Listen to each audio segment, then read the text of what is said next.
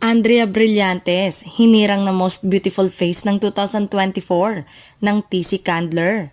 Iba pang kapamilya stars, Pinoy at Pinay artist kasama rin sa Final 100. Inilabas na ng TC Candler ang kanilang finalist ng Most Beautiful at Most Handsome Faces sa taong ito na 2024. Isang Pinay ang nangibabaw at hinirang na Most Beautiful Face sa taong ito. At yan ay walang iba kundi ang kapamilya Gen Z Queen na si Andrea Brillantes na umakyat mula number 16 noong debut year niya noong 2023.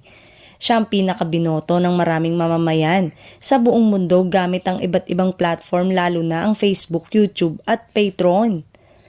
Bukod kay Blythe, kasama rin sa finalist para sa mga kababaihan ang ilan pang kapamilya stars at Pinay artist gaya ni Janine Gutierrez na nasa number 28 ngayong taong ito.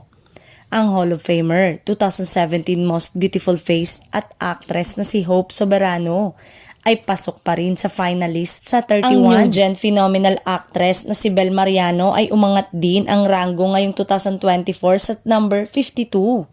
Si kapamilya actress, model at top influencer na si Ivana Alawi nasa number 69. Ang isa sa mga miyembro ng Nation Girl Group na BINI na si Aya Arceta ay nagdebu rin sa TC Candler sa number 88.